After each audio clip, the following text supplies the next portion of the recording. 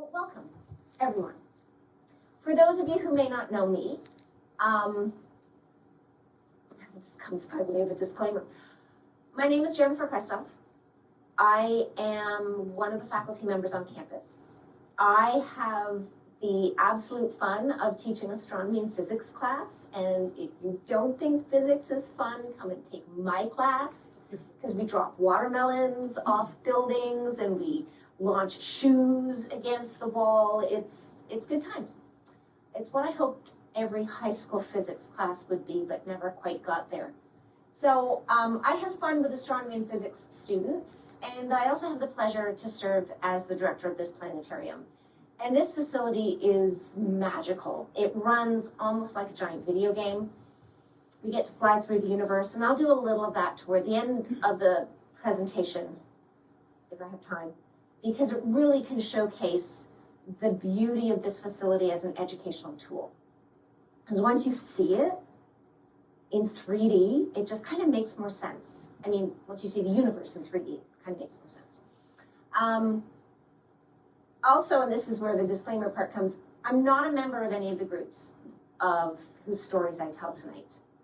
I do have Asian ancestry, but that is much farther north from China. My grandfather was from Siberia, a different group. I'm not an anthropologist. I'm not a folklorist. I'm not a historian. I'm not an ethnographer or a linguist. Please excuse my pronunciation. Languages are actually really difficult for me. I can't pronounce half the English words. I can't spell worth my life. Give me numbers any day, that makes me happy.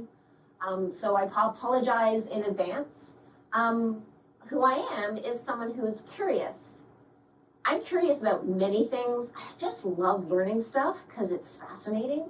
And I really like astronomy. So the stories of the sun, the moon, the stars, how they interact, how they are interconnected, it just makes my brain tingle. So I am going to present a bit of a brief history, very brief history of humanity in East Asia. To make you guys more comfortable, I am going to recline the seats for you. Turn off the front lights. In fact, I'm just going to turn off the lights. We don't need lights. I'll leave the door open in case somebody comes to join us. So a little account of the long history of humanity in Asia. So much to talk about. DNA studies revealed that modern humans why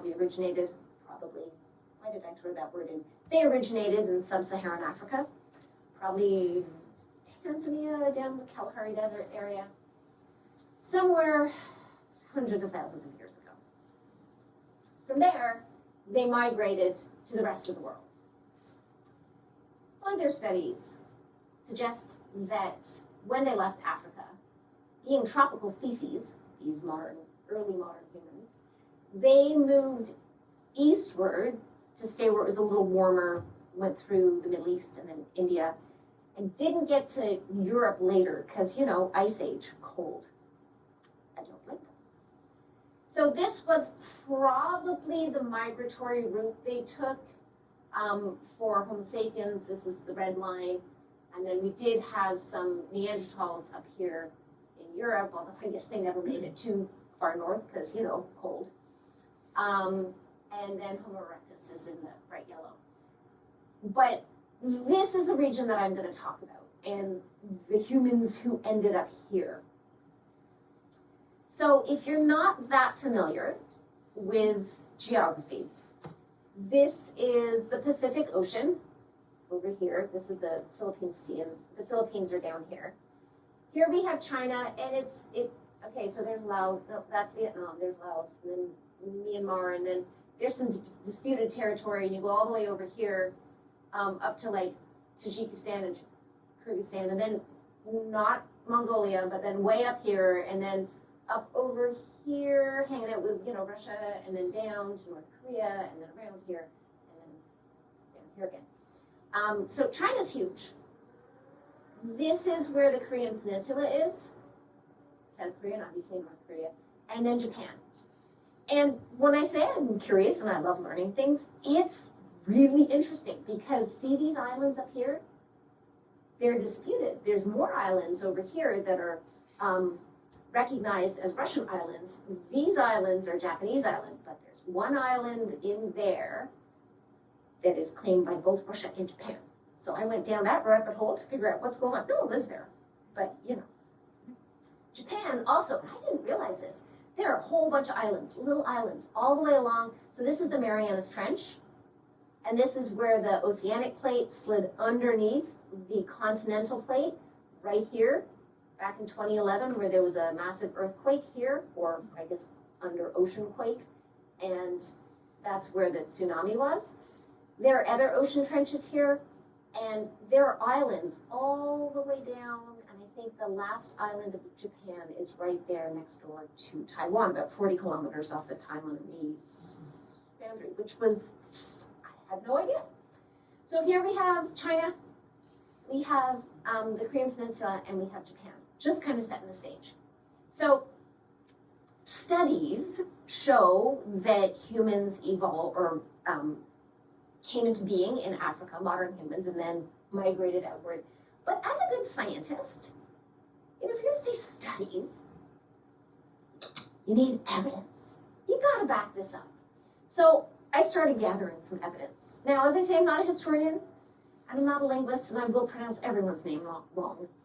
So I'm just not gonna bother pronouncing them, but you can read them for yourself in your own fabulous accents. Evidence was gathered from the Fuyan Cave in the Hunan province, probably about 8 years ago now, by some very gifted scientists. All right, so we have early humans, modern humans that have been, or evidence that early humans existed, probably about 80,000 years ago. And this evidence comes in the form of 47 teeth. And they are considered to be human teeth, or early modern humans, because of the shape of them and the structure. So they're very different than other primates, which takes me down the rabbit hole of how primate teeth are different than human teeth. But the interesting thing about this is that 80,000 years ago, carbon dating can't date back that far. Carbon dating is only good to about 60,000 years. So they had to use other methods to do the dating of these super old teeth. But this is some of the evidence to show that early humans made it to China between 80 and 100,000 years ago, which is much earlier than previous studies have suggested. Now, that cave, that Fuyan cave is down here in Hunan. There's other evidence, so Beijing is up here. There's other evidence that Melinda Yang and her colleagues at the University or Institute in Beijing found of a 40,000-year-old, and this they could carbon date, they knew this date well, 40,000-year-old human mandible found in a different cave. They always seem to be found in caves. Now, if you don't know what the mandible is, it's that bottom jawbone. So they didn't find a skull, but they did find some ribs and I think a leg bone. And so they dated these human remains to someone who had been alive 40,000 years ago, which is pretty interesting. And it shows that humans made it to China a long time ago. That's where that site was. From there, early humans moved onwards. Because humans, we're curious people. And especially if we get a fight with our siblings, we're gonna move out. So some humans moved on. And they went from China into, or over to, around to the Korean Peninsula. And there's some evidence of early humans. I think the oldest evidence that their various professors have found of early humans living in the Korean Peninsula is about 32,000 years ago. And the evidence is down there. Now, for Japan, early humans got to Japan last in this particular story, right? There's Minatagawa man, only 18,000 years ago. although there are some suggestions from DNA, mitochondrial DNA studies that early humans arrived even earlier. The earliest evidence of humans in Japan is down here in these islands, and you can see the islands down there. But regardless, all of these areas, China, Korea, Japan, they had humans living there tens of thousands of years ago. Now, these people have been interacting with each other for millennia. And if you know anything about Chinese political history, it is very extensive, goes back 4,000, 5,000, 6,000 years, and it's also very complicated. You think Biden-Trump is like a complicated situation? You have nothing on Chinese dynasties. The Chinese, Korean, and Japanese did have complex interrelationships financially, economically, culturally, and inevitably and invariably, they would have exchanged ideas about the stars. And one of the reasons I feel comfortable talking about the Chinese, the Korean, and the Japanese star stories is that you will, as you will see, they are all very similar. Not identical, but especially when it comes to the stars Vega and Altair, the stories are strikingly similar. And I didn't know this. When I started my career as an astronomy instructor, I teach the astronomy curriculum. I teach about the sun, thermonuclear fusion, how stars are mapped in the sky, how stars form, how they evolve, how they can die out as black holes, galaxies, galaxy morphology. Nowhere in my career as an astronomy student or in teaching this subject is there anything about constellations, mythology, star lore. But I always kind of liked it. And I started about 6 years ago, I started giving my students a project. I said, okay, in my lab class, look up stories about a constellation. Get the usual Greco-Roman ones, Leo, Pisces, Sagittarius, and then also find a star story in a different culture. Well, one semester, I had 2 foreign exchange students. One was a Korean student and one was a Japanese student. And at the beginning of the semester, they didn't really talk much. And then they did the star stories. And I remember Kotomi presented her star story in the Japanese version of the stars Altair and Vega. And just Yeon-Soo, my Korean student, her jaw dropped. She was just listening the whole time. And then when it came for Yeon-Soo to tell her story, it was the same story. And those 2 young women realized that there's a common history to their countries and the people of their countries. For both of them, it was an eye-opening experience that they must have been friends at some point. And those 2, 5 years later, hang on, let me do the math, 23, 6.5 years later, they're still friends. They're back in Japan and Korea, but they're still friends and they still talk to each other because they realize they have more in common than otherwise. All right, so I'm going to tell you some of the star stories, but first I want to put kind of the night sky in a bit of context. So ethnoastronomy is a field that seeks to explain how human ancestors, our human ancestors, understood the sky. And while we do have a lot of writing, some of the writing has been lost. Often we just have oral stories.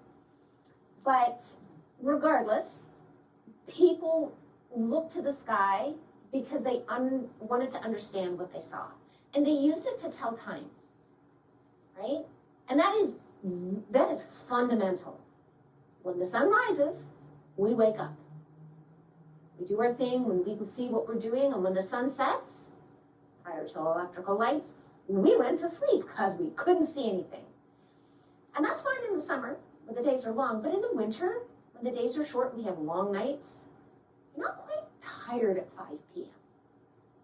So what do? You lie back and you look up and you wonder what's up there. It's human nature. Often people see familiar things in the patterns, the random patterns they see in the sky, which brings us to pareidolia.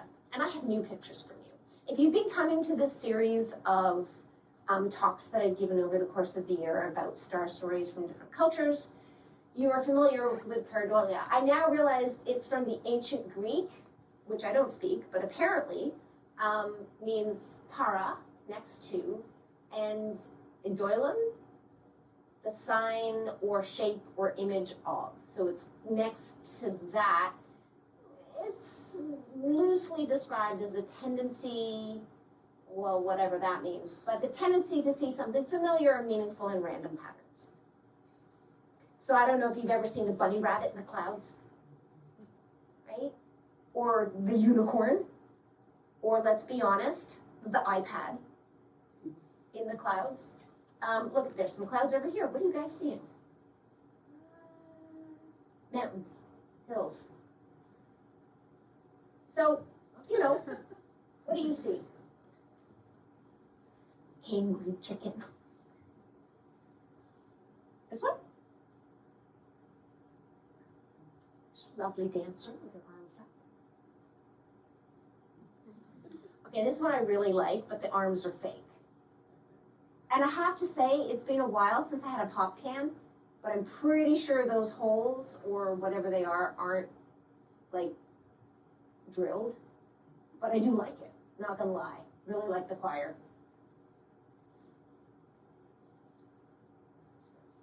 Do you see that? Two bearded men?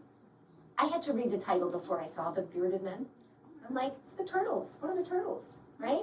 Well, as soon as you can read, oh, yes, okay. Is it really a beard or just a mustache? And the nose, wow, that's gotta be the face of Jesus. Because let me tell you, the face of Jesus turns up everywhere. Of course, pareidolia is also in outer space. Anyone know what this is called? What do you see? A dragon. I like that. Well, what does NASA call it? Oh, image feature 89. Thanks, NASA. It's known as the Horsehead Nebula. And what we've got is a cloud of glowing hydrogen back there, and in front of that cloud we have dust. And just like dust or sandstorms here on the Earth obscure what we can see beyond it. And did you guys see in the news the other day, there was like a big sandstorm in Illinois or something? Huge pileup on the highway, obviously. But this, what do you think that's called? Are they giving it away? No. Butterfly nebula. Then, of course, we have this one, which looks better if you turn it sideways a little bit. Rubber ducky. It's known as the rubber ducky crater, right? Rubber ducky. I kid you not, these are NASA. And it is a crater on Mars, although it is probably about 30 kilometers. So these are just ridges in the sand, but everyone looks at this and they're like, oh. And then, of course, we get to the moon. Ever heard of the man in the moon? Oh, so many different cultures have so many different things. Not all of them have a man in the moon. But the man in the moon, if you tip your head to the left, 90 degrees, here's the little head, there's the torso, and there are the legs and the waist. Yeah, I know, you've got to really tip it far. But we're not going to do the Greco-Roman ones or the European ones. We're going to do the Chinese ones. So the Chinese envisioned a rabbit, and that rabbit was pounding and grinding medicine in a pot, kind of like a mortar and pestle. Right? The rabbit in the orientation best seen in the early evening sky on the evening of a full moon. Hey, guess what today is? A full moon. It's awesome. Okay, but the moon's not going to look this big. Now, do you guys see the rabbit pounding the pot? You got to tip your head to the left. Sorry, to the right, the other left. The right this time. There he is. So here's your rabbit with the ears. Those were the legs of the human. And the little head up here is, I guess, the back. And here's your rabbit, and there's the pot. Okay, so the Chinese saw the rabbit pounding medicine. Chinese medicines are a pretty big thing, even today. Koreans saw the rabbit making, I don't know how to pronounce this double T word, tiok, which is a type of rice cake. And I read about it. It sounds delicious.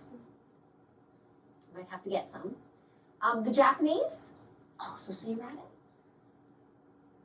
Also making ice cake or rice cake, but in this, it's mochi. So you cook the rice and then you pound it into a paste, and then you can do things with that paste. And mochi's delicious. So this is the rabbit in the sky, and all of this is pareidolia. Does a rabbit really exist in the moon? Of course not. But we see things that are familiar, and humans see faces everywhere. We see humans everywhere. So it's no surprise that there are a lot of humans among the stars of the night sky. Now, for the Asian people, there are also dragons and tortoises and snakes and gods. And I am going to show some of those to you. Before we launch, I'm going to show you our sky here in Glendale. And, well, you're looking at it. If you went outside and looked up, you would see the sun over in the west. Now, here in the planetarium, west is over on the right-hand side. I just turn those clouds off because they're super annoying and they keep you from seeing neat stuff. We have the sun over here in the west. Audience is facing south. And then over in the east, that's where the moon is going to rise. Now, this is the sky as it was at 6:51 when I realized I needed to open that door because a whole bunch of people were waiting. So I'm going to go to right now, which is at 7:25, and we're going to see where the sun is right now. So we're going to do the time lapse. And round about sunset, that's when the moon should be rising. But the sun doesn't set until 7:39. So we're going to cheat a little bit. We're going to get to 8 o'clock. And hopefully at 8 o'clock, the moon, the sun will have set, but the moon will have risen. So, dun, dun, dun.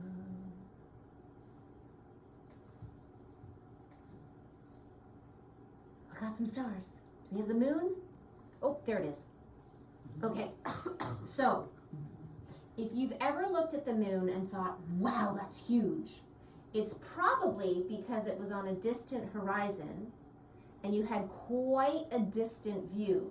And so the buildings in the far distant were little tiny houses or whole shopping malls and whatnot, and you got a little itty bitty tree, and the moon in comparison looked huge. But I want you to do an experiment now. I want you to stretch out your arm toward the moon and hold up your pinky finger, and you will find that you can hide the moon behind your pinky finger.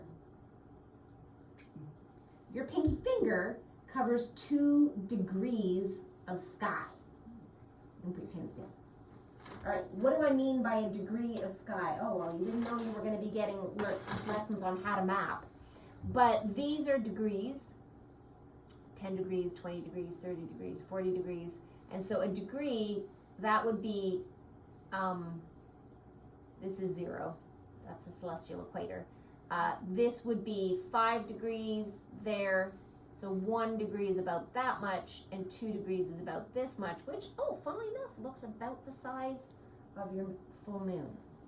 So regardless of where the moon appears in the sky, if it's high overhead, if it's down toward the horizon, to prove to yourself it doesn't actually change size and it's not bigger when it's on the horizon, use the pinky finger test. And if you have bigger pinky fingers, you probably have longer arms. So this works for kids and adults alike. All right, so we've made it to just after sunset in California, which is great and fine, but we want to go to the East China Sea. So we are going to launch off the Earth,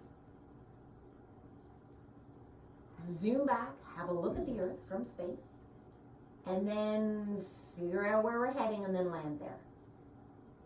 If at any time the motion of objects projected above your head makes you feel a little woozy, just close your eyes. Because you're not on a ride and you should feel better if you close your eyes. So here we go.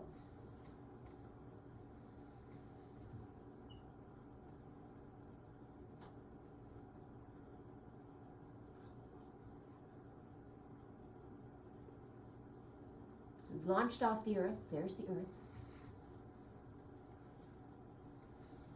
Here is North America. At nighttime, we live about there. It's having nighttime. East China Sea, not having nighttime. The other side of the Earth, where China and Korea and Japan are, they're actually having daytime. So we have China over here-ish. It's hard to kind of tell without the lines. There's the Korean Peninsula, and there's Japan. We're gonna park ourselves somewhere here. Imagine a fabulous floating resort. So we're gonna land there.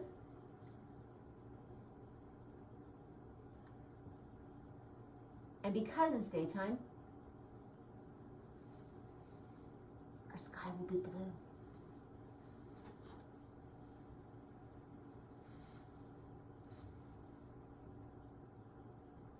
So an hour after sunset, California time, just about noon, in the East China Sea. There are still stars up there. I mean, if you saw when we launched off the Earth, there are stars everywhere around us. We can't see them because of the Earth's atmosphere, but I have a handy little trick I can do here in the planetarium. I can turn off the atmosphere. And then you can see the stars that are up there all along. Now, I did want to point out a few of the familiar asterisms or familiar groupings of stars. You can see the sun right up there. And for those of you who have ever wondered about the concept of like the sun is in Capricorn or the moon is in Pisces, well, right now, I believe the sun is in Aries. See those 4 stars that make what looks like kind of a crooked stick that your dog would love to play fetch with? From those 4 stars, you should be able to imagine a sheep. Those Greeks and Romans, they were smoking something good. But if you want to know about the boundary lines, so when we say the sun is in Aries, does that make sense?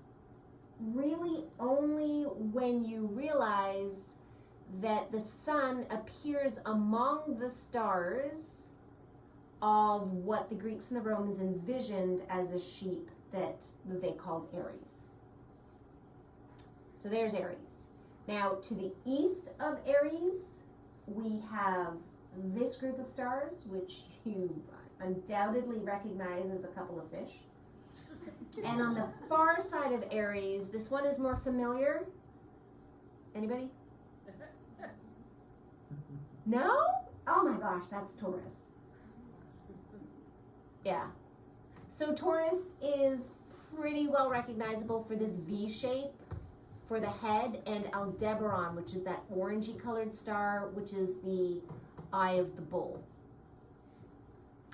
Also, the Pleiades cluster, to the Japanese known as the Subaru cluster, that is up there. In fact, I was going to get to that story at the very end, but we can start off with that story.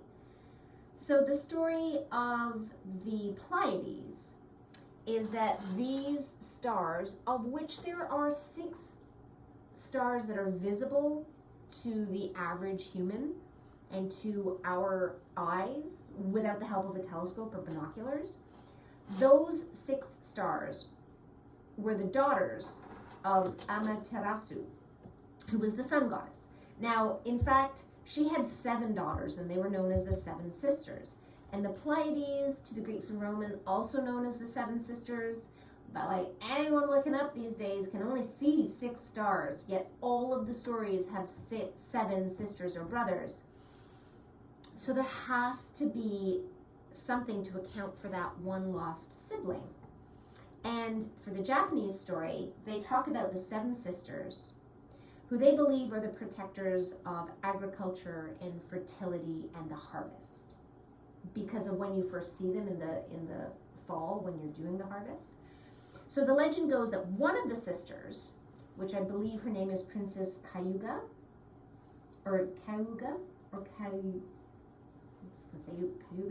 was sent to Earth as punishment for her misbehavior when she was in the heavens. They don't actually say what she did wrong, but she clearly annoyed her parents, and they sent her down to Earth, because apparently that's the punishment.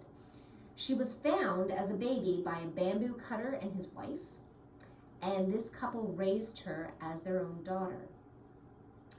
This princess was said to be so beautiful that many men fell in love with her, but she wasn't allowed to stay on Earth forever, and she eventually went back to the heavens. But that is this little group of stars. Now, the Japanese don't call them the Pleiades, obviously.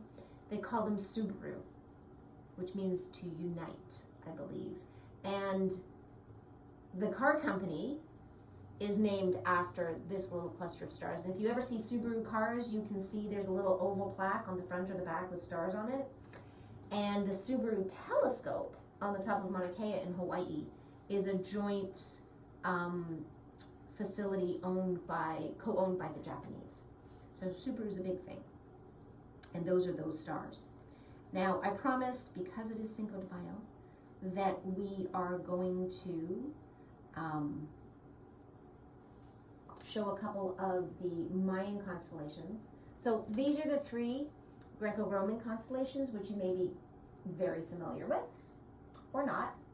I like to think of the ones that I'm actually quite partial to the Mayan constellations. So we have a jaguar instead of Pisces. And then instead of Aries, we have the snake.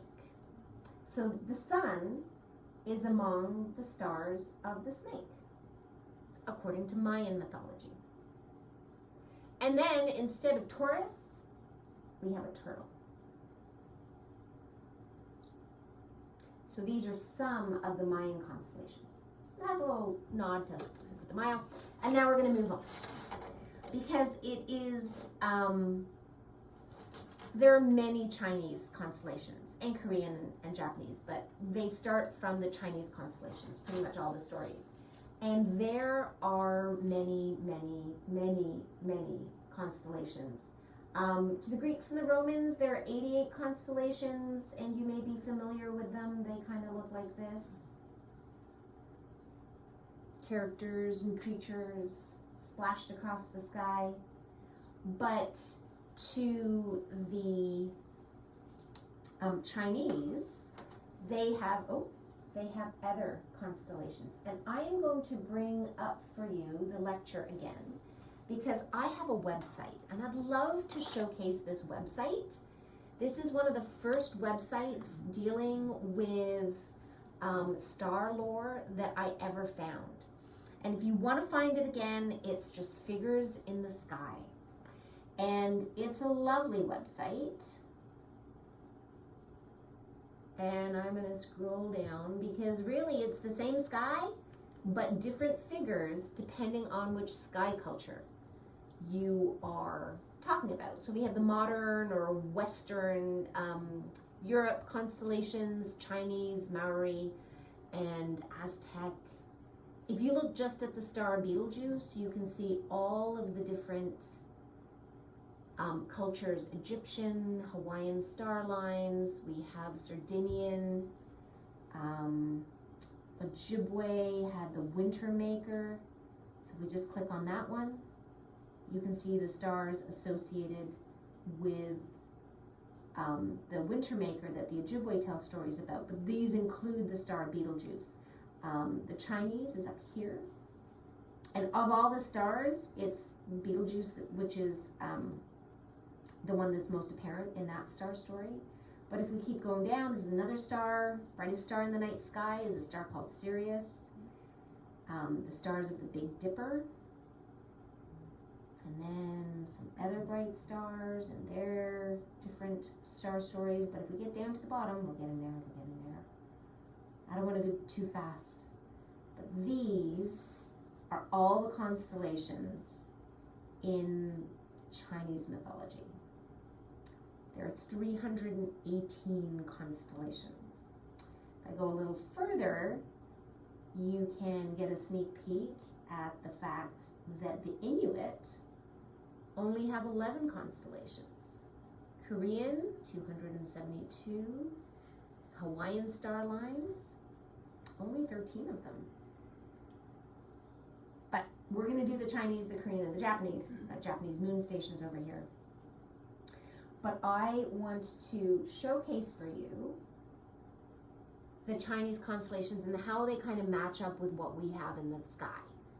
So we took that long map that I just showed you and then kind of wrapped it on the dome, but because it was a rectangular map, when we wrap it, the top edge of the rectangle we have to kind of pull together, and if you look behind you where the North Star is, it looks totally weird. So just don't look behind you. But that's the problem of warping a rectangle over a sphere. It's complicated. But the other thing that I wanted to show you before we get anywhere else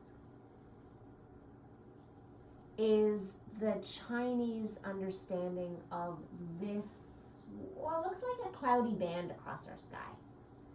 So the Greeks and the Romans call it the Milky Way. In their tradition, a Ganymede, who was the cupbearer to the gods, apparently spilt milk one day, never cleaned it up. And yeah, you're looking at 3,000-year-old spilt milk. It's dried, it's kind of crusty. It's a dumb story. To the Chinese, they see the Milky Way as the heavenly river. And this is a wonderful picture that I found on Reddit, believe it or not, of the art of a certain John Stone. It's kind of fantasy art, but I think this is exactly what the Chinese would have envisioned for this heavenly river, or this celestial river that goes through the sky. And it's beautiful. So that is what we have. And we are going to keep tabs on the Milky Way because this celestial river does show up in some future stories. But this is the daytime sky. See this bright thing up there? There is so much light coming from our closest star, that we call sun, that the shorter wavelengths of light, the blue light, get bounced around in that thin layer of air that surrounds the Earth that we call the atmosphere. And when our atmosphere is flooded with as much light as the sun gives off, our atmosphere glows blue. So our sky is blue not because it's reflecting the ocean. In fact, our oceans are blue because they reflect the blue sky. You go to the middle of the Mojave Desert, there are no lakes around, the sky still looks blue. If all of the water on the Earth evaporated, sky would still look blue, just as an aside. Now, what I want to get is to sunset in the East China Sea. Now, sunset in the East China Sea, which is around 7:15 p.m. their time, is in fact 3:15 in the morning our time. So let me just fast forward to around 3:15. And I don't want to go too fast, but we're going to do a bit of a time warp. So south is still audience front. We got the moon, the sun setting over there in the west. And this is just after sunset. Stars are still up there, but we can't see them. If you want to see a star-filled night sky, you have to go to about an hour and a half after sunset, which would be 8:45 in the East China Sea, but around 4:45 in California. So I don't want to go there too fast because it is lovely just to sit back and watch all the stars come out, become visible as the sun drops further below the western horizon and it takes its light with it. Our atmosphere becomes clear again and we can see all those stars. Now, whether you are on a fabulous floating island, spa in the East China Sea, or you're in California, an hour and a half after sunset, this is pretty much what you're going to see. So sunset today, 8:30, just about 9 o'clock. This is what you'd see in, oh well, this isn't what you're going to see in LA, is it? Yeah, we have this thing called light pollution. We humans, we like to see where we're going, so we turn lots of lights on at night. And with all of that light shining into our atmosphere, I mean, it's not as bright as the sun during the day, but it's bright enough so that we can't see the Milky Way, and so that we see at max maybe 40 or 50 stars in greater LA. I mean, if you go to Dodger Stadium and the lights are on, you look up, you see nothing. You see the moon, if it's high enough. That's it. You got no stars. Maybe you see Venus. But if you want to see a star-filled sky, I can recommend the Amboy Crater in the middle of the Mojave Desert. That's where I went camping on my spring break. Delightful. But I'm going to crank up the Milky Way then. Oh, it's a little too many stars. There we go. That's a bit more realistic. So, a few things I can point out here. The backward question mark, which signifies the head of the lion, and this triangle is the tail of the lion for Leo, for Greco-Roman constellations. But something else that is pretty famous and almost directly overhead, but a little further to the north, there's 7 bright stars that look like the profile of a soup ladle. Can you see those? Well, they make the Big Dipper. There's the handle, bit curved, and then there's the bowl. And those 7 stars are known to us as the Big Dipper. But these, to the Chinese, these 7 stars are believed to be the spirits of the 7 sons of the Emperor of Heaven. And this constellation, or this group of stars, is often associated with good fortune, and it's a pretty important symbol in Chinese astrology. So a lot of the Chinese, they don't have like figures that they see so much as individual stars, meaning, you know, in place of someone or to remind you of something. And this happens again and again. But these 7 bright stars are the stars of what we know of the Big Dipper, but they're the 7 sons of the Emperor of Heaven, which is pretty cool. Now, you can see the Milky Way kind of off in the west now. This is an hour and a half after sunset. For the next group of characters and creatures that I want to show you, I'm going to have to keep you up until just after midnight Asian time, which is like already 9:45 the next day in California, or rather 9:45 the day before in California. But let's get to 9:45 California time, so just after midnight. These are the stars that you would see above your head at midnight. Whether you're in China or whether you're in California, obviously we don't have midnight at the same time, but midnight for us is when our part of the earth is facing directly away from the sun. So the sun would be behind your back if you're lying on the earth.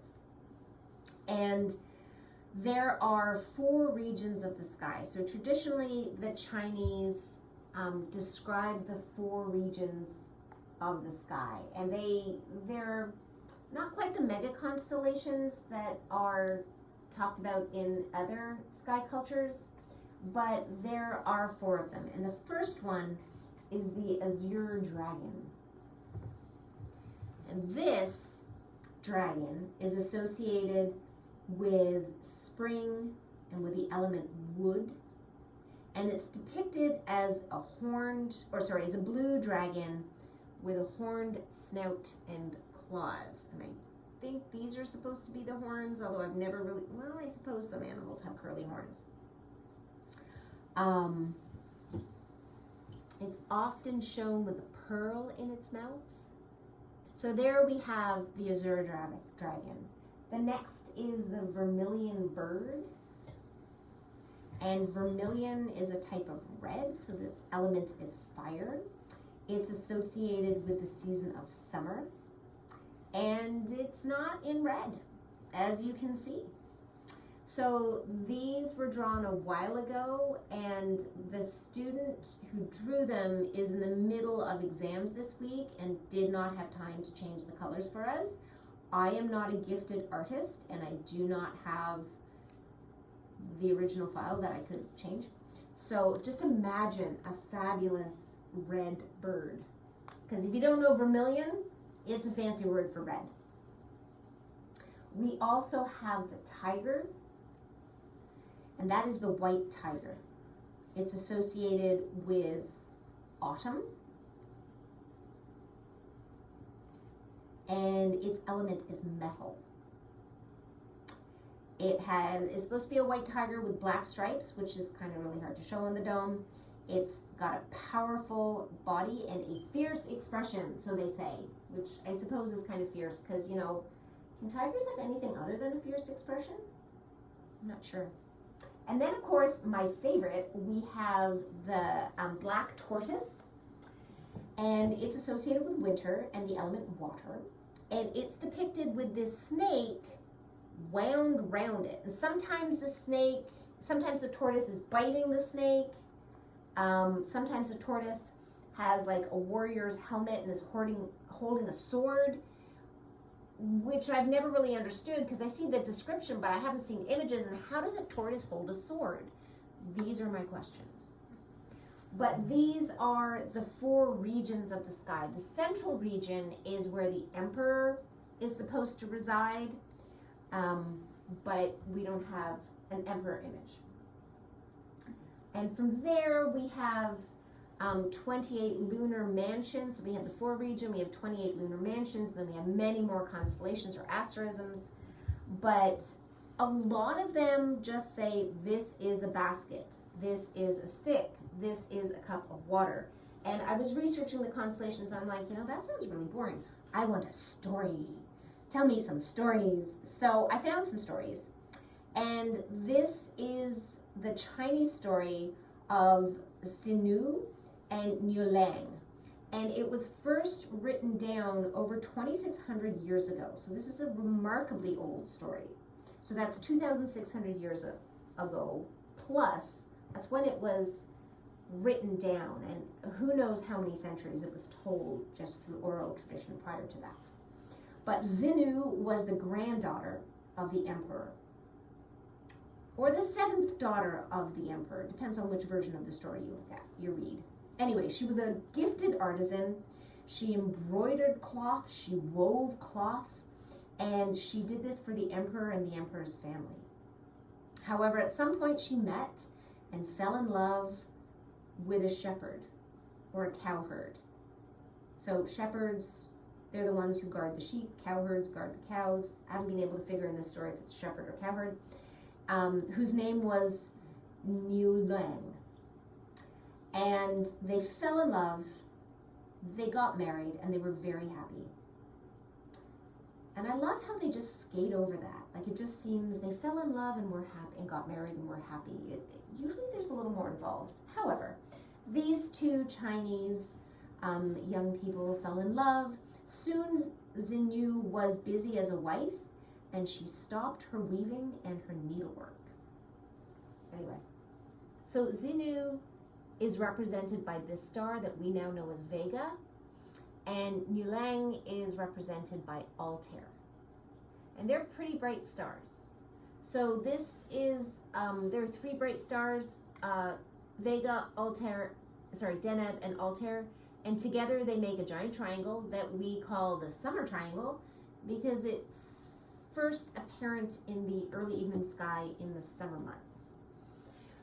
But wasn't the summer triangle to the Chinese, it was Xenu and Yulang, and they met, they fell in love, but Xenu stopped weaving the fabric for the emperor and his family and stopped doing her fancy embroidery, and they didn't like that. The emperor and his family's like, wait, what? No, that doesn't work for us. So the emperor separated the lovers, and Xenu was placed as a star that we now know as Vega, and Yulang became Altair. Between them, you will notice the celestial river. And it kept them apart. They couldn't traverse the river. The lovers were brokenhearted, so the emperor did, in fact, at some point, relent and say that once a year they could meet each other.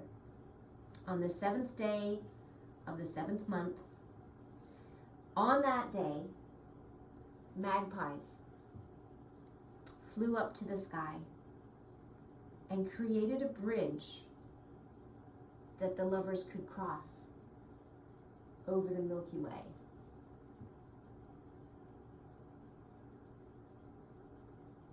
But only for a single night, and then they had to go their way for another year. So this is a tragic story, but I suppose better than Romeo and Juliet. Anyway. So that was the story, the Chinese story of Xenu and Yulang. The Koreans have their own version of this story. And in the Korean version, it's a story of Gyeonyu and Jiknyo. So this is the story of the weaver girl and the cowherd, and is a traditional Korean folktale. So in this story, Gyeonyu was a poor cowherd who lived alone with his cows. Oh dear. Jiknyo was a goddess who lived in the heavens and weaved beautiful clothes for the other gods. One day, she was weaving by the river, and Gyeonyu spotted her and was instantly smitten. So he approached Jiknyo and introduced himself. And I love this story. They soon fell in love and got married, living happily together with their cows. However, the other gods were not pleased that Jiknyo had married a mortal and ordered her to return to the heavens. Now Gyeonyu was brokenhearted, begged the gods to let him join Jiknyo in the heavens, but they said no because he was not a god. However, moved by his devotion, the gods did allow him to visit Jiknyo on the 7th day of the 7th lunar month. Oh my goodness, sound familiar? On that day, Gyeonyu would cross a bridge made by magpies over the Silver River to meet Jiknyo. And they would spend the day together, but had to part when the sun set. So they could spend the day together, they couldn't even spend the evening together. Kind of sucks for a married couple, but there you go. And that is the Korean story. Now, I want to tell another Korean story, because we've done a few Chinese stories. I want to tell another Korean story about the brothers, Jeomyun Saja. And again, if any of you speak Korean and I'm mispronouncing this, just block your ears because I'm not great. But these are brothers known as Jeomyun Saga in Korean.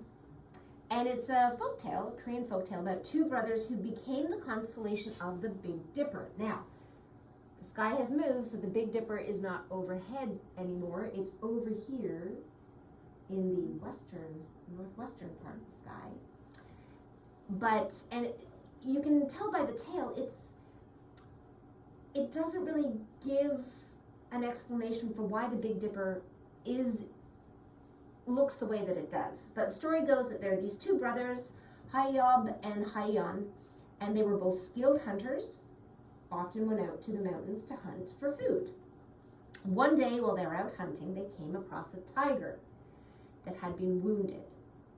Now the tiger, clearly a special tiger, begged them to help him, and the two brothers decided to nurse the tiger back to health. After the tiger had recovered, he revealed to the brothers that he was actually a god who had come down to earth to test the brothers' kindness. They passed the test.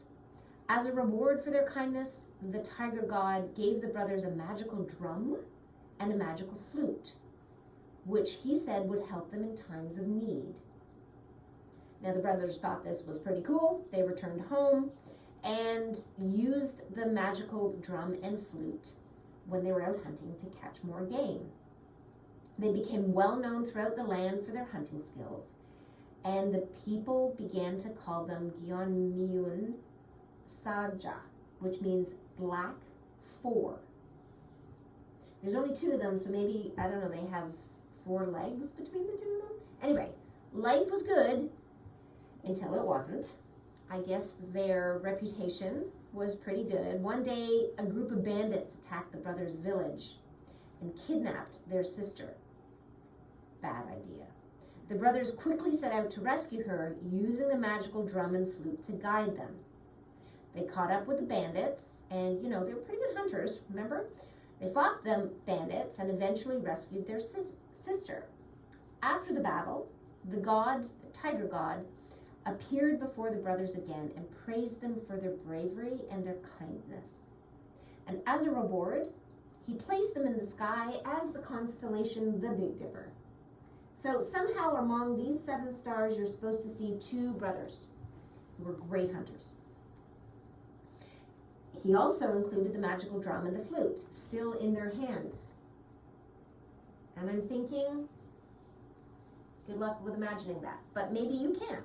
To this day, Koreans still look up to the Big Dipper and see the 2 brothers that were once known as the Gyeonmyeon Saja, and remember their kindness and their bravery, which is kind of cool. Now we get on to a few of the Japanese stories, and I promise there won't be many left.